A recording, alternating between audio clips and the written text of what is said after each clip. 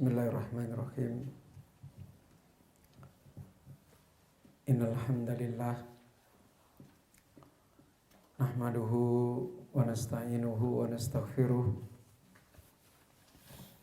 wa na'udzu billahi min syururi anfusina wa sayyiati a'malina. May yahdihillahu fala mudhillalah wa may yudlil fala hadiyalah. Wa asyhadu an la ilaha illallah wahdahu la syarikalah wa asyhadu anna Muhammadan abduhu wa rasuluhu sallallahu alaihi wa alihi wasallam. Ya ayyuhalladzina amanu taqullaha haqqa tuqatih wa la tamutunna illa wa antum muslimun. Ya ayyuhan nasu taqu rabbakumul ladzi khalaqakum min nafsin wahidah wa khalaqa minha zawjaha wa batha minhuma rijalan katsiran wa nisaa'a wattaqullaha alladzi tasaaluna bihi wal arham innallaha kana 'alaikum raqiba. Ya ayyuhalladzina amanu taqullaha wa qulu qawlan sadida yuslih lakum a'malakum wa yaghfir lakum dhunubakum wa may yuti'illaha wa rasulahu faqad faza fawzan 'azima. Amma ba'du fa inna ahsanal kalam kalamullah wa khairal huda hudan nabiyyi sallallahu alaihi wa alihi wasallam wa syarral umuri muhdatsatuha wa kullu muhdatsatin bid'ah wa kullu bid'atin dalalah. Ayyuhal ikhwah talabatul ilmi, para satidah rahimani wa rahimakumullahu jami'an. Alhamdulillah, dengan taufik Allah Jalla Jalaluhu, kita kembali pada kesempatan yang mubarakah ini diberikan oleh Allah, dilimpahkan oleh Allah sebesar-besarnya kenikmatan, sebesar-besarnya rizki ketika kita masih ditolong oleh Allah Subhanahu wa ta'ala, berada di dalam jalannya nikmat, berada di dalam jalannya rizki Allah Subhanahu wa ta'ala.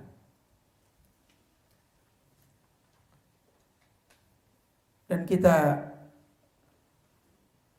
harus selalu menjadi hamba-hamba yang berada di dalam peringatan tentang hidup kita yang tidak ada lain adalah ada kalanya perjalanan hidup seorang hamba adalah diberi oleh Allah nikmat, dan ada kalanya perjalanan hidup seorang hamba diangkat oleh Allah darinya nikmat. Dan Allah hanya mengingatkan, memperingatkan kepada hamba-hambanya agar selalu berada di dalam peringatan, dan agar jangan menjadi hamba-hamba yang lalai. Wala takunu kalladzina nasullaha, janganlah kita semua menjadi orang-orang yang telah melupakan paling besarnya nikmat,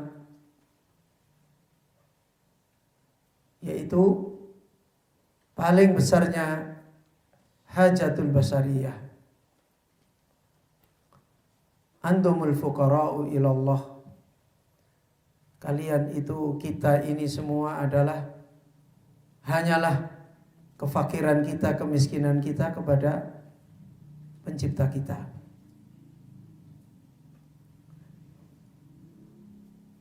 Sebagaimana Allah Azza wa Jalla juga mengingatkan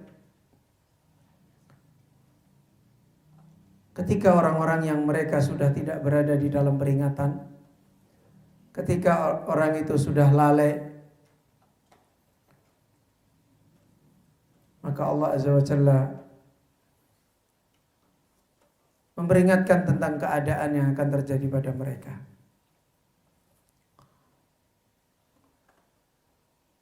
Ketika Allah Azza wa Jalla menjelaskan orang-orang yang lalai, orang-orang yang sudah tidak kembali di dalam peringatan. Faman a'rada an dzikri. Ya. Barang siapa yang dia telah berpaling, tidak selalu di dalam peringatan Allah Azza wa Jalla, a'rada an dzikri, fa inna lahu ma'isatan dhanka wa nahsuruhu yaumal qiyamati a'ma qala lima hasyartani a'ma wa qad kuntu basira.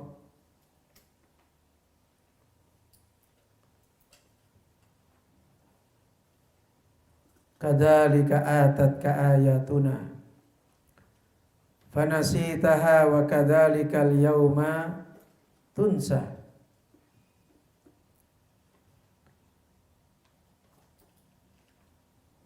Allah berfirman di dalam surat Thaha memperingatkan tentang jika manusia telah lupa, tidak kembali hidup, harus selalu di dalam peringatan terhadap paling besarnya nikmat untuk selalu berada di dalam peringatan, beriman kepada Allah, berada di dalam jalan Allah. Allah berfirman, faman a'rada an dzikri, barang siapa yang dia telah berpaling dari peringatanku, fa inna lahu ma'isatan dhanka, maka baginya adalah kehidupan yang sempit.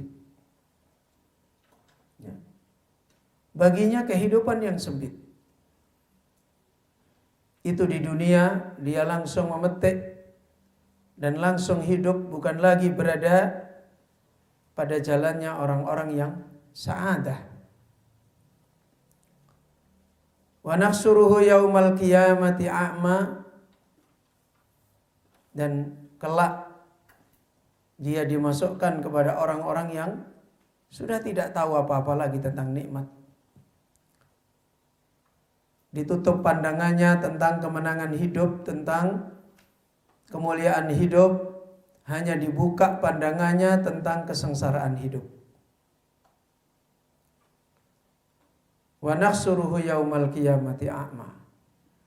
Kami kumpulkan orang itu nanti di hari kiamat a'ma,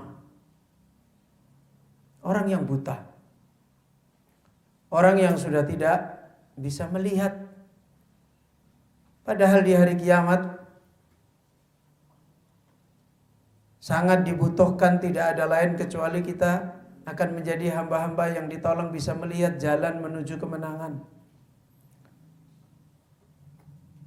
Perjalanan yang masih panjang dan harus punya pertolongan untuk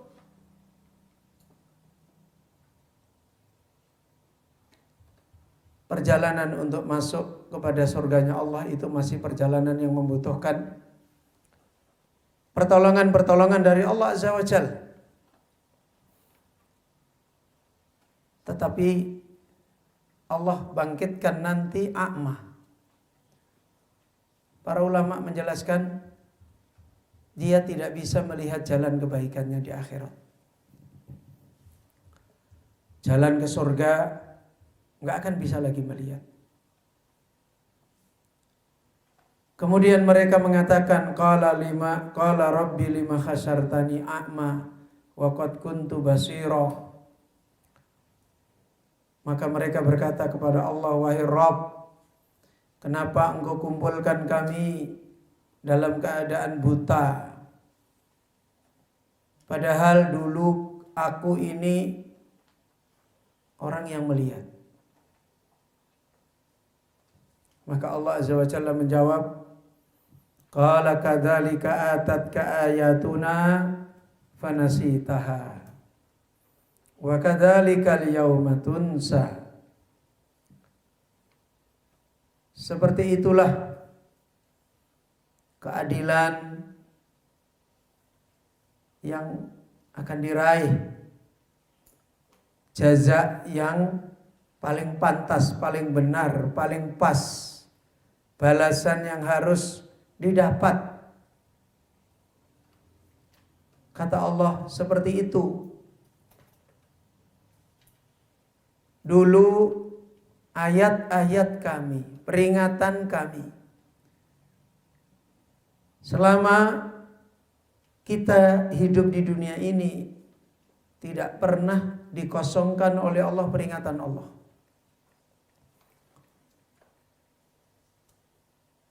Di hari-hari rusaknya kehidupan manusia pun masih ada.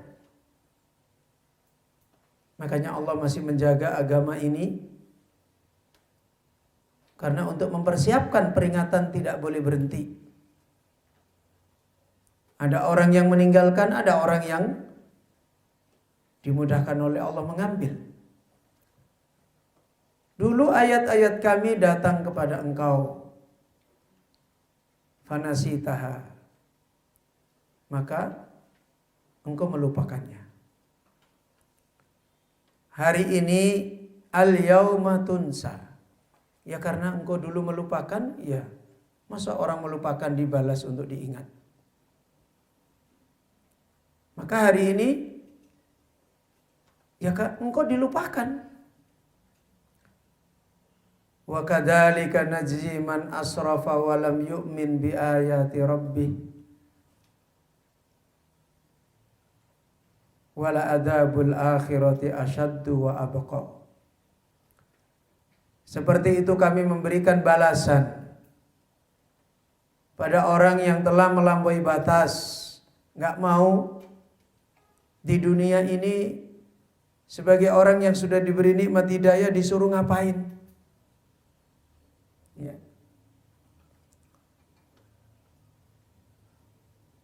Sehingga bukankah Allah sudah memperingatkan wala tamutunna illa wa antum muslimun. Jangan pernah berhenti untuk menjadi orang yang muslimun. Taslim, berserah diri kepada Allah. Ya. Terus menerus kita diperingatkan. Tapi asrafa, melampaui batas, disuruh hidup dalam peringatan malah hidup lalai. Itu namanya melampaui batas. Disuruh hidup untuk mengingat, menjaga hidayah perjalanan yang sudah didapat, malah melupakan. Asrafa. Seperti yang dicontohkan oleh Rasulullah SAW dalam sebuah hadis riwayat yang panjang. Beliau SAW mengatakan, ana nadhirul uryan. Beliau Rasulullah SAW mengumpamakan tentang dirinya, saya adalah pemberi peringatan yang nyata. An-nadhir al-ulyan. Para ulama mencontohkan ini Rasulullah seperti panglima perang. Ya. Apa kerjaannya panglima perang? Harus berjalan sebagai pemberi komando, pemberi perintah, pemberi keputusan, memperlihatkan masalah yang benar, memperlihatkan masalah yang tidak benar, kan begitu. Terus berarti di situ ada pasukan yang dibimbing, yang diurus, yang diperingati, yang dinasehati, yang diarahkan, yang diperintahkan Kan seperti itu. Maka kata Rasulullah, karena saya adalah ibarat seperti panglima perang. Apa pembicaraan panglima perang? Indomie rebus atau sayur lodeh? Panglima perang itu ya cerdas, melihat musuh ada di mana, kan begitu. Kita mau hancur apa enggak? Ada orang yang mau menghancurkan kita apa enggak? Maka saya melihat musuh. Dan biasanya yang melihat musuh dulu panglimanya atau anak buahnya? Ya panglimanya. Panglima nggak tahu apa-apa, malah musuhnya yang tahu. Saya melihat musuh dari jauh dan dia sedang menuju ke sini. Apa yang dilakukan sebagai panglima? Memperingatkan. Maka semua yang ada di situ diperingatkan oleh Rasulullah. Sekarang jangan kita di sini. Karena ada musuh yang mau datang menghancurkan kita di sini. Kata Rasulullah SAW, sudah, jangan istirahat. Kita bangkit, kita berangkat hari ini, malam ini. Kira-kira ketika panglima seperti ini kepada anggotanya, kalau secara umum anggota itu melihat perintah, peringatan seperti ini, dan yang melihat tadi siapa? Pemimpinnya atau semua melihat? Pemimpinnya saja atau semua melihat? Pemimpinnya saja. Kemudian ketika pemimpin ini memperingatkan seperti ini, yang dinasihati, yang diberi peringatan, apakah mesti semua percaya? Mesti enggak semua percaya? Harusnya semua percaya enggak? Iya. Pasti ada yang percaya, ada yang enggak percaya. Apalagi malam-malam disuruh pergi. Ya udah, kita jangan di sini. Ini nanti kalau dia sampai di sini kita hancur.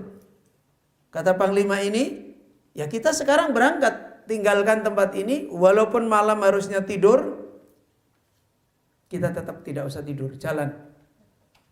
Maka kata Rasulullah, sebagian kaum mendustakan. Harusnya mendengar enggak? Harusnya mendengar atau mendustakan? Mendengar, wong dinasihati pemimpinnya kok. Untuk apa? Untuk keselamatannya, untuk kemenangannya. Kalau kemudian dia mendustakan, itu melampaui batas enggak?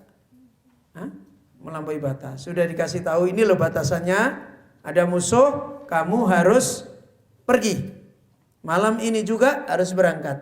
Kok dia malah, ya Rasul kita kan capek, udah istirahat, wahai panglima di sini aja dulu. Mana wong musuh juga enggak kelihatan. Namanya melampaui batas. Ya. Sebagian kaum taat. Ini pemimpin kita. Ini memperingatkan kita. Dia tahu masalah. Selama ini membimbing kita. Selama ini memperjuangkan kita. Dan selama ini apa yang diperintahkan, diperingatkan selalu betul. Terus dia taat. Ini melampaui batas enggak? Dia taat, ngikutin. Melampaui batas enggak? Enggak.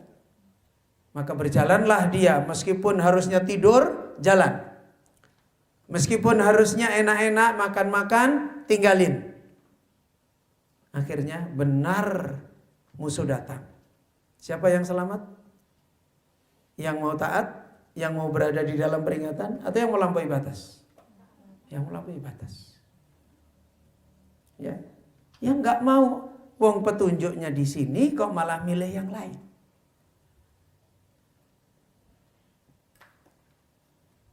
Sehingga Allah berfirman, kadzalika najzi man asrafa. Seperti itu kami memberi balasan setiap orang yang dia melampaui batas. Udah dituntun, gini loh, gini loh, gini loh. Ini buktinya ini. Enggak lah, aku mau gini aja.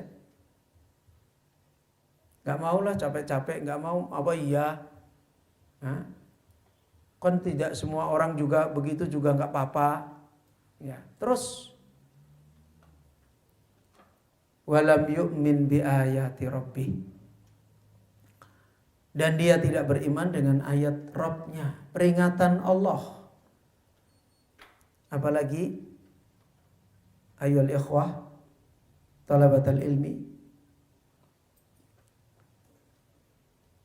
ketika sebagaimana Rasulullah sallallahu alaihi wasallam pernah bersabda, asyadun nas bala'an al-anbiya, atau kama qala, manusia yang paling keras, ya, manusia yang paling keras balaan. Apa bala? Bahasa bala itu bahasa Indonesianya ya bala. Apa itu bala? Musibah. Ya. Manusia yang paling keras mendapatkan bala, mendapatkan rintangan, ujian, fitnah dan sebagainya. Asyadun nas balaan al-anbiya.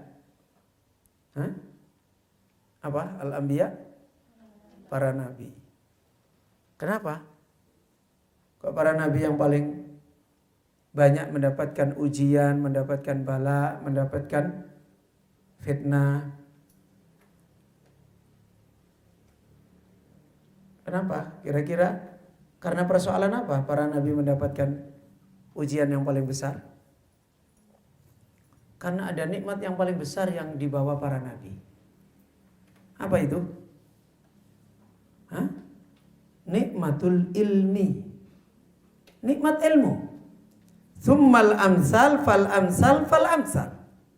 Kemudian orang yang seperti nabi, seperti nabi. Kalau kita kembali kepada hadis Rasulullah, orang yang paling membawa seperti nabi di dalam nikmat dan amanah siapa? Al-ulama, al-alim. Siapa? Orang alim, ulama. Karena dia yang membawa warisannya Nabi. Dengan makna berarti apa? Dengan makna orang alim, penuntut ilmu, ulama, pasti walaupun tadinya aman-aman, walaupun tadinya baik-baik, walaupun tadinya nggak ada apa-apa, pasti akan banyak datang bala. Akan banyak datang fitnah. Kenapa?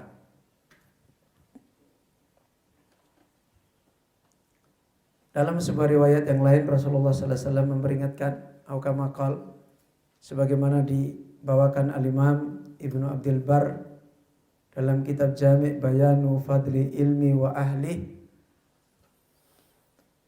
an-nasu kal ma'adin.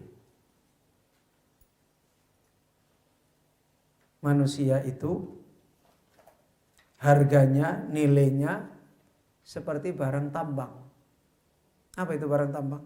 Contohnya apa barang tambang? Barang yang didapat dari ditambang atau penambangan. Apa contohnya? Emas, apa lagi? Perak, tembaga, ya kan? Besi, ya sejenis itu. Kata Rasulullah, manusia itu kayak itu loh. Coba, apa maksudnya barang tambang ini? Ada emas, ada perak, ada besi, ada apa lagi? Tembaga. Apa maksudnya? Beda-beda harganya. Ya kan? Ya. Tambang yang paling mahal harganya apa? Emas. Nah, manusia itu kayak gitu. Khiyaruhum fil jahiliyah, khiyaruhum fil Islam. Kalau dulu sebelum mendapatkan nikmat Islam kok dia itu emas, maka nanti begitu dia di dalam hidayah Islam pun juga emas, yang aslinya emas. Infaqihu, kalau dia fakih. Kalau dia memang punya perjalanan untuk itu. Coba. Tambang yang paling banyak diproses dengan ujian-ujian berat itu siapa? Emas kan?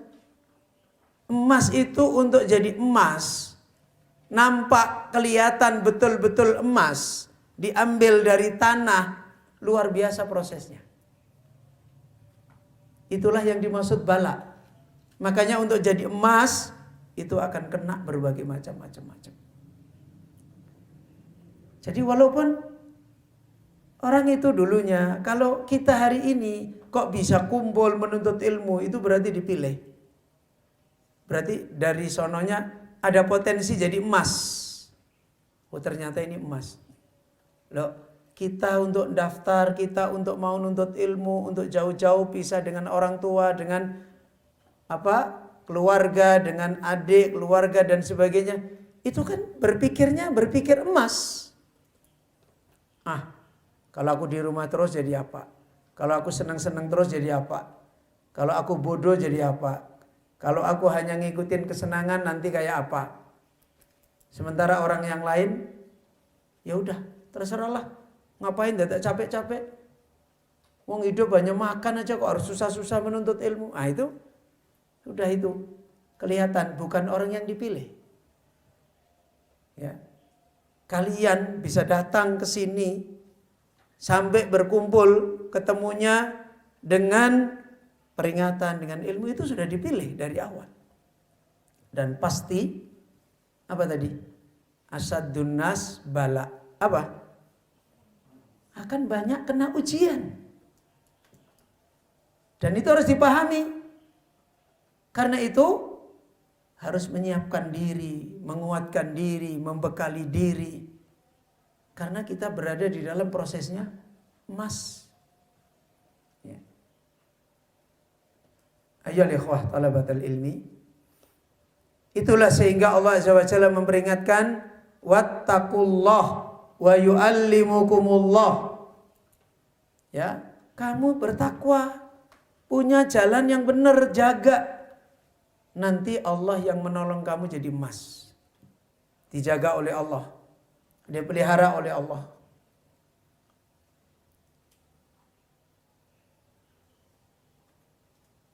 Dan disinilah letak hakikat sebenarnya nikmat. As-sabat ala sirat. As-sabat ala tariq. Bisa tetap tidak berubah di atas jalan.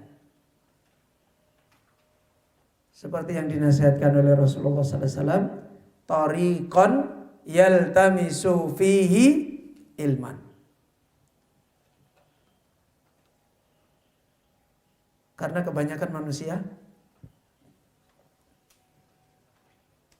sekalipun sudah menempuh jalan, sekalipun sudah berada di dalam jalan, potensi kenyataan tidak banyak orang yang bisa sabat ala sirat. Tidak banyak orang yang dipilih oleh Allah bisa istiqomah, bisa tidak berubah di atas jalan. Di saat yang sama, di jalan itu tidak pernah berhenti dari fitnah. Kekuatan apa? Apa karena kekuatan fitnahnya pergi? Enggak, fitnah berganti-ganti. Penuntut ilmu kemarin diuji dengan temannya, besok diuji dengan ustadznya, besok diuji dengan bapaknya, besok diuji dengan ibunya, besok lagi diuji dengan digigit nyamuk, macam-macam. Enggak pernah berhenti. Ya. Kita sabat, istiqomah. Apa yang membuat hilangnya ujian? Enggak. Yang menjadikan kuatnya kita istiqomah adalah keyakinan yang tidak berubah. Terus kesabaran yang tidak berhenti. Itu saja. Karena itu Allah Azza wa Jalla menjanjikan di dalam ayatnya wa ja'alna minhum a'immatan yahduna bi amrina.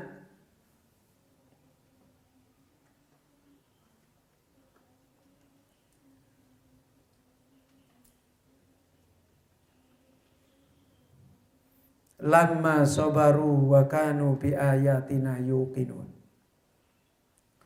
Yaitu di dalam surat As-Sajdah ayat 24. Allah memperingatkan, kami telah jadikan di antara mereka a'immah. Dipilih oleh Allah jadi orang yang membawa amanah ilmu yang pantas. Menjadi orang yang dijadikan oleh Allah pemimpin. Pemimpin di dalam ilmu berarti orang yang lurus. Orang yang bisa dipegangi, dicontoh, bisa membawa ilmu, memberi amanah yang benar dan seterusnya. Yahduna bi amrina, yang mereka selalu memberi petunjuk dengan perintah kami. Lamma sobaru, kalau sabar. Lamma sobaru, kalau sabar. Wa kanu bi ayatina yuqinun, kalau mereka yakin dengan ayat-ayat Allah. Ada orang sabar tapi hatinya lemah, hatinya tidak kokoh. Lama-lama kesabarannya berubah enggak? Berubah. Orang terbiasa hidup kuat, kerja kuat, siap, saya itu pokoknya biar susah enggak apa-apa, berani. Tapi hatinya tidak kuat, tidak kokoh. Kena omongan ini, kena fitnah ini, ada pikiran ini, berubah enggak lama-lama? Berubah. Ada orang akalnya, hatinya kuat, tapi tubuhnya enggak dibiasain, enggak dididik untuk sabar, jalani. Lama-lama keyakinan itu ya kosong, sesuatu yang enggak akan dijalani. Dan disitulah kita harus selalu berada di dalam peringatan agar kita terus berhari-hari mendidik diri, mendidik tubuh kita untuk sabar sampai menemukan manis. Ya, sampai menemukan manisnya. Karena tubuh kita tidak akan bisa menemukan manisnya sebuah jalan kalau enggak mendidik tubuh kita. Kita bisa ngambil contoh. Ada orang yang mungkin kita lihat kerjaannya hanya tukang becak. Hari pertama orang itu bawa becak, hari kedua 1 bulan, 2 bulan itu pasti tanya, enak nggak becak? Nggak ada orang bilang enak becak, nggak ada. Tapi kadang-kala setelah dia bertahun-tahun menjadi tukang becak, ditawari, Pak, tak kasih kerjaan yang lain Pak, biar enggak ini. Enggak lah, aku ini sudah nyaman kok. Itu sudah merasakan manisnya. Padahal kalau kita lihat, capeknya dorong becak. Ya. Dia sudah merasakan manisnya. Karena apa? Tubuhnya sudah punya kekuatan, dididik untuk sabar. Coba sekarang kalian, awal kalian datang ke sini, tubuh kalian langsung nerima atau banyak penolakan? Langsung, enaknya mondok, enaknya lebih enak dari di rumah, begitu. Semalaman begini, kok tidur begini sih? Kok makan begitu sih? Kok temanku begini? Kok guruku begini? Ya kan? Lah ngaku. Itu awal-awal. Lama-lama ada perubahan enggak? Lama-lama ada perubahan. Tubuh itu seperti itu. Tadi saya cerita sama Ustadz. Ada murid saya suruh balik ke Sulawesi. Kamu pulang ke Sulawesi, bikin pondok di sana. Dan kemudian alhamdulillah kita bikin pondok. Pondoknya hutan. Hutan tapi jadi kebun, jadi kayak hutan. Hutan tapi ada yang memiliki. Dulunya dikebuni 1 kali, habis itu ditinggal. Terus jadi hutan lah lagi. Nah kita beli, harganya murah, kita bikin pondok. Pondoknya dari kayu. Ini pondok kalian ini udah lumayan. Ada ukir-ukirannya. Itu dari kayu, papan, dibuat rumah panggung. Kalau pengen tahu nanti tak kirimin gambarnya pondok itu. Ya. Terus saya bilang, kamu datang. Istrimu dibawa, anakmu dibawa. Dia udah mikir-mikir, gimana ini Ustaz? Kalau saya mungkin saya paksa mau, gimana istri saya? Gimana anak saya? Saya bilang, gini, kamu itu kan orang alim. Ya jangan tuntut istrimu mesti bisa kayak kamu. Tapi jangan dibiarkan istrimu kamu tinggal. Walaupun mungkin jalannya jauh di belakang kamu, anakmu. Tapi tetap kamu lihat dan kamu beri nasihat, kamu bimbing. Nah, begitu caranya. Terus waktu itu datang ke sana, bawa mobil, masuk ke hutan, kaget. Ya telepon saya waktu itu saya masih di Semarang. Ustadz, ini semua keluarga saya nangis. Kecuali saya sama anak saya yang masih bayi. Ya betul lah namanya anak bayi. Ya. Gimana dia tahu apa? Terus gimana ini Ustadz? Ya udah kan saya udah beri nasihat. Nah sekarang kamu harus bisa mendidik dirimu dan mendidik keluargamu. Sampaikan aja ke dia. Pertama, kalau memang belum bisa di sini, ya udah kita ke rumah orang tua dulu. Kamu tinggal sama bapak, sama ibu, saya tak ngurusin pondok, nanti mungkin tiap bulan saya pulang. Nah itu yang pertama. Mungkin bisa berpikir agak ringan. Yang kedua, kalau dia tidak mau, pengennya ketemu kamu lebih banyak, ya udah kamu kos, cari kontrakan di dekat hutan itu, kampung. Nanti tak carikan istrimu dan anakmu di situ. Kamu ngurus pondok, tiap hari bisa pulang kalau malam. Nah itu lebih ringan lagi kan? Ya, silahkan sampein dipilih. Terus disampaikan sama anaknya, istrinya.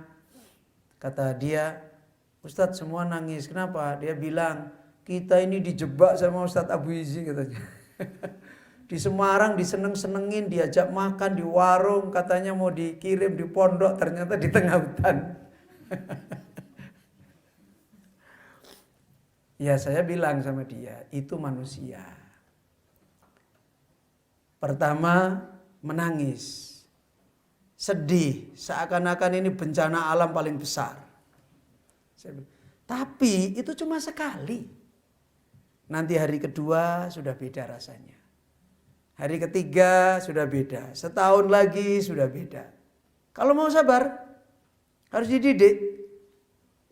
3 tahun lagi sudah beda. Dan satu ketika, harimu yang kamu anggap pahit ini, besok kamu akan selalu duduk sama istrimu, mengenang itu. Dan itu satu manis yang kamu ingat. Wih, ternyata ya, kita dulu nangis lucu juga ya. Terus kemarin terakhir ketemu saya ngomong, betul Ustaz. Sekarang kadang-kadang kita duduk sama istriku cerita, kenapa kita dulu lucu ya, kok bisa nangis ya. Padahal kita sekarang hidup dengan tenang, hidup dengan nyaman, kok nggak susah kayak dulu lagi. Masjid di depan, orang-orang masyarakat datang, kemudian kebutuhan-kebutuhan hidup yang enggak sengsara, enggak, malah banyak dimudahkan oleh Allah. Itu manusia, itu hidup, itu tubuh. Ya, kalau kita enggak bisa mendidik diri, mendadak langsung baik, enggak ada. Sabar itu dibangun. Yang tadinya pahit akan jadi manis. Inna ma'al usri yusron. Dan itu harus dididik. Enggak bisa, inna ma'al usri yusron. Mana Ustadz yusronnya? Loh. Itu yusron tetangga kita. Ya. Yusron itu harus dijalani. Tubuh, sabar kamu, sabar kamu. Harus begitu. Nah, ini yang harus kita bangun. Kita harus selalu memperingatkan jalan kita. Untuk terus yakin. Untuk terus sabar. Adapun kita diberi oleh Allah, itu Allah Maha Tahu. Yang tugas kita paling besar sekarang ini bukan aku sudah dapat ilmu berapa, bukan itu. Tapi berubah enggak? Ya. Begitu berubah, udah. Dan inilah yang harus kita peringatkan. Inilah yang harus kita selalu nasihatkan pada diri kita. Seperti ini yang harus kita fahami perjalanan ilmu ini. Sebagaimana yang terakhir kita telah dinasihatkan, kita harus tahu nilainya ilmu agar kita punya keyakinan, agar kita bisa mendidik diri. Kalau kita tidak tahu yang kita jalani ini adalah sesuatu yang mahal, ya kan, lama-lama kita berubah jalan ini. Ya. Karena tadi sudah kita sampaikan, fitnah dan ujian itu tetap datang. Maka sebagaimana terakhir kita dijelaskan oleh beliau Syekh Abdul Razak di halaman 4 ya. Betul? Hah? Halaman 4 yang paling bawah. Nah, ya. Kemudian maka beliau mengingatkan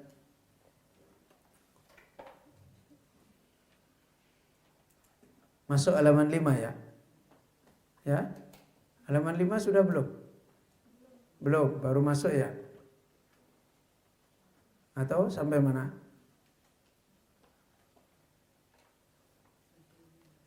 Hah? Fal ilmu huwa asasul qurbi. Nah, ya. Maka di antara hal yang diperingatkan, kita nasihatkan kepada diri kita tentang harganya ilmu.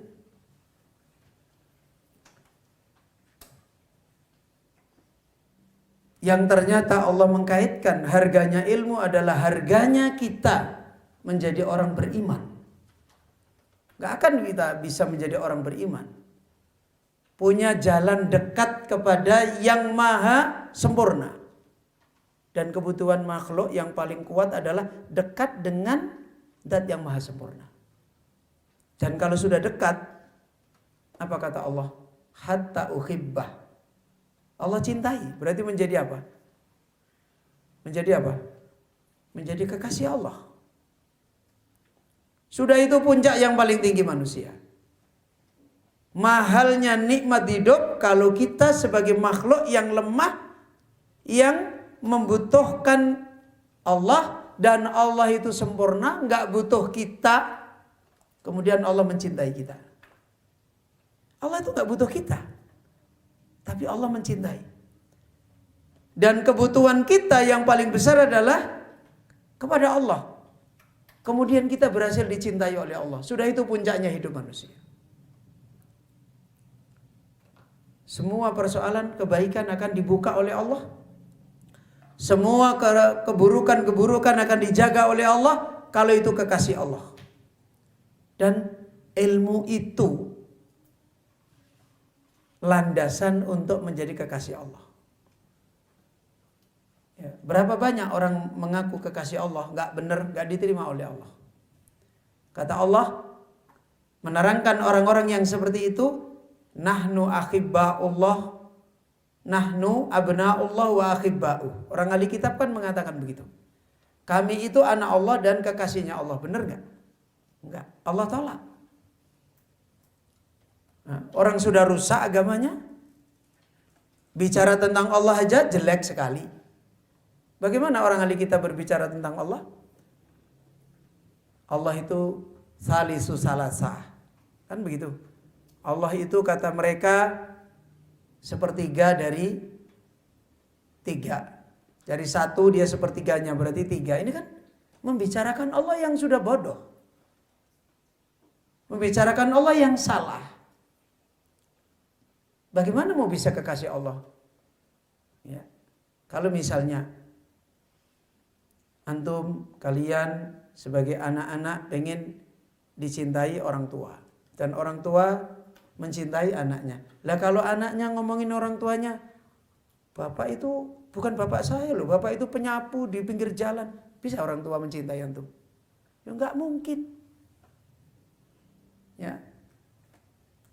Maka persoalan yang paling mendasar, orang itu bisa meraih nikmat kurbu, hidupnya dekat dengan Allah.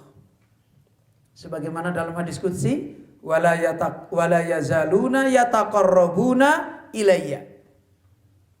Jika hambaku terus-menerus dekat kepada Allah, hatta uhibbah, maka Allah cintai dia. Dan apa yang dinasihatkan Syekh Abdul Razak, fal ilmu asasul qurbi. Ilmu itu landasannya dekat. Dekat kepada Allah di dunia. Kita tahu beriman kepada Allah, tenang dengan Allah, berbahagia dengan Allah. Kalau kita kepada makhluk, coba kalian misalnya pengen seneng sama orang tua, harus dekat apa enggak? Apa harus jauh? Harus dekat apa jauh? Semakin dekat semakin seneng apa semakin enggak? Dekat kan? Kalau kalian lagi seneng dengan misalnya makanan yang enak, harus dekat atau jauh? Dekat kan? Nah, bagaimana kita di dunia bisa dekat dengan Allah? Bisa dekat seperti kita dekat dengan orang tua? Enggak mungkin. Karena Allah adalah gaib. Dan kita di dunia, Nabi Musa aja udah disampaikan oleh Allah, lantaroni, kamu enggak bisa melihat aku. Berarti kalau orang enggak bisa dekat secara fisik, harus dekat secara apa? Hah? Secara fisik nggak bisa dekat. Harus dekat secara apa? Secara makna. Ya kan? Sekarang contoh. Orang musafir itu jauh nggak meninggalkan kampungnya. Jauh kan? Kesenangan orang musafir itu ingat kampung atau lupa kampung? Weh, musafir pau itu namanya. Kesenangan orang musafir itu mengingat kampungnya atau lupa pada kampungnya? Mengingat kampung. Makanya pengen apa orang musafir itu? Ingin pulang. Kok lama sekali sih, ayo cepat pulang. Nah, kalau dia dekat dengan kampung, itu kesenangan dia. Sekarang bisa nggak orang musafir saat dia safar dekat dengan kampungnya? Nggak bisa. Caranya dekat dengan apa? Dengan makna, dengan ingat. Terus kalau sekarang SMS, WA, kan begitu kan? Tanya-tanya. Kalau perlu dipotret lah, ini rumahnya dimakan tikus apa enggak? Foto. Kan gitu. Dekat secara makna. Tanya, ditanyakan kabarnya. Sama. Lah kita ini tidak bisa dekat kepada Allah di hari ini, tidak bisa menjadi tetangga Allah di hari ini seperti nanti di surga.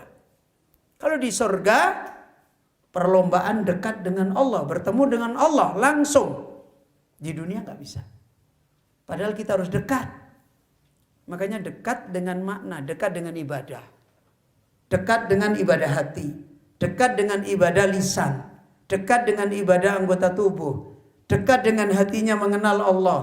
Mengenal namanya. Mengenal sifatnya, mengenal perbuatannya. Dekat secara lisan, lisannya banyak berbicara tentang Allah, dzikir, karena hatinya punya ilmu. Terus dekat secara anggota tubuhnya dipakai berhubungan dengan Allah. Ngapain? Ibadah. Kan begitu. Dah, dari mana kita bisa kenal Allah? Dari mana lisan kita bisa berbicara pada Allah? Dari mana anggota tubuh kita bisa kita pakai untuk beribadah hubungan dengan Allah? Kalau kita punya ilmu. Kan begitu? Coba kita ya, nggak usah mendengar nasihat, nggak usah mendengar ayat Allah. Bisa kenal Allah? Nggak bisa. Bisa kemudian tiba-tiba kita sering beribadah? Nggak mungkin. Bisa lisan kita sering berbicara tentang Allah? Nggak mungkin. Maka dari sini kita bisa lihat apa? Nilainya ilmu, mahalnya ilmu. Karena dia adalah asasul qurbi, landasannya dekat. Ya. Makanya lihat hari ini, alat komunikasi itu paling mendekatkan kan? Ya. Alat komunikasi yang paling lengkap, paling mahal nggak? Paling mahal. Bisa dipakai moto, bisa dipakai apa kucing ini? Video call. Ya, pakai video call, gambarnya nggak pecah-pecah. Kemudian dipakai apa saja bisa sehingga cepat sekali kita mau ketemu sama orang tua lewat itu aja udah kayak kita ketemu langsung, kan begitu. Berarti mahal nggak ini? Mahal. Kalau kita ini tahu, kenapa kok kita ini harganya mahal? Karena menjadi wasilah itu tadi. Dan karena itu kita jaga. Ini talabatul ilmi. Maka ingat, ini loh harganya ilmu. Kalau kita sudah menghargai ilmu seperti itu, sama seperti tadi. Kira-kira kalau ada orang ingin selalu dekat dengan orang yang jauh dan dia hanya punya satu alat, HP yang paling bagus yang bisa dipakai untuk itu. HP itu dijaga terus nggak? Jaga. Sama itu ilmu. Kalau ilmu itu kita tahu ternyata saya bisa menikmati dekat dengan Allah itu karena ilmu. Maka kita tidak akan main-main tentang urusan ilmu. Tidak akan mau berubah. Semakin menambah. Makanya lihat Rasulullah, Rabbi zidni ilma. Tidak ada yang diminta oleh Nabi kecuali menambahkan ilmu. Karena semakin Rasulullah bertambah ilmunya, sallallahu alaihi wasallam, semakin dekat dengan Allah. Semakin kuat menuju kepada Allah. Karena kuatnya ilmu Rasulullah sallallahu alaihi wasallam. Ini yang harus kita kembali ajarkan pada diri kita. Ingat, ilmu itu mahal. Karena asasul kurbi. Dialah landasannya kita dekat. Dekat dengan siapa? Dekat dengan Allah. Ya. Wala yumkinu an tu'rafal qurbu illa bil ilmi. Karena dekat itu kepada Allah tidak mungkin untuk bisa dipahami, dimengerti kecuali dengan apa? Dengan ilmu. Kalian belajar apapun selain ilmu yang dibawa Nabi, bisa enggak? Bisa mendekatkan diri pada Allah? Bisa? Enggak akan bisa. Kamu lihat, kita lihat hari ini. Orang yang pintar dunia sampai profesor banyak enggak? Banyak. Bisa memperbaiki akhlak hanya dengan itu? Enggak bisa. Bisa beribadah dengan baik dengan itu? Enggak bisa. Ujung-ujungnya jadi profesor, jadi doktor, jadi pejabat. Banyak dosa, banyak maksiat. Enggak bisa beribadah. Apa harganya? Ya. Kalau dulu guru saya, harganya apa? Kayak pitik. Ya pitik kayak hewan. Ya, hidupnya cuma seperti itu aja. Jadi dari sini kita paham. Maka ingat, emas itu mahal. Ilmu itu mahal. Makanya Allah Azza wa Jalla ketika menyebut orang berilmu, sebagaimana dalam riwayat Imam Hasan al-Basri, kata Imam Hasan al-Basri, mereka ini adalah aulia Allah, mereka ini adalah safwatullah, mereka itu kekasih Allah, mereka itu orang pilihan Allah. Makanya ada seorang ulama mengatakan, enggak ada orang alim, enggak ada seorang nabi yang ditawari selain nikmat kenabian, yang ditawari selain nikmat ilmu, kemudian mereka mau menukar. Rasulullah sallallahu alaihi wasallam ketika membawa ilmu, padahal dimusuhi, sulit, ditawari. Jadi pemimpin, ditawari, wanita-wanita yang paling cantik dikumpulkan, Rasulullah disuruh milih. Ditawari harta orang musyrikin Quraisy. Apa jawaban Rasulullah sallallahu alaihi wasallam? Kalau mereka bisa menaruh apa? Matahari di tangan kanan saya, bulan di tangan kiri saya nggak akan berhenti. Ulama itu ditawari apa-apa nggak ada yang mau. Kalau ada ulama, orang alim, penuntut ilmu, ditawari selain ilmu kok tertarik, ya memang nggak dipilih. Dan dia pasti nggak merasakan manisnya ilmu. Dia tidak merasakan manisnya ilmu itu asasul kurbu. Makanya kalau orang pinternya kayak apapun, kok nggak dekat dengan Allah, ilmu itu murah. Ditukar dengan kerupuk pun mau. Ya, ditukar dengan kesenangan sebentar pun mau. Dibujuk-bujuk subhat pun mau. Disuruh meninggalkan ilmu, oh ya nggak apa-apa. Kenapa? Karena ilmu dia itu harganya cuma di mulut. Cuma di akalnya. Ya kalau akalnya dikalahkan orang lain, berarti dia menilai ilmunya rendah. Kalau mulutnya dikalahkan orang lain, berarti dia menilai ilmunya rendah. Tapi kalau dia menikmati ilmu itu sebagai dekat dengan Allah, kenal dengan Allah, nikmatnya dia beribadah, nikmatnya taat, maka dibujuk seperti apapun nggak ada mau, nggak. Ya. Dulu waktu saya menuntut ilmu, bapak saya bilang, "Nang, anak wong ra duwe aja kok ya golek ilmu, untuk apa mbok wis kerja." Apa itu? Paham nggak artinya? Bapak saya itu pelaut, orang nelayan, orang yang hidupnya ya serba kurang. Ibu saya dulu pencari kayu bakar, hidup susah di kampung. Saya pergi menuntut ilmu, sering diomongin, dibujuk sama bapak saya. "Mbok nggak usah nuntut ilmu, orang tua nggak ada." Ya saya cuma diam aja, diam, nggak perlu bantah, dan jangan terpengaruh. Karena kita udah ngerasain. Ya ternyata setelah dijalanin dengan sabar, dengan kuat, tidak ada yang pahit. Nggak ada yang kemudian menjadikan kita terpadal, Masya Allah. Kalau saya lagi diajak melaut, kadang-kadang walaupun saya mondok pulang, bantu orang tua pergi ke laut.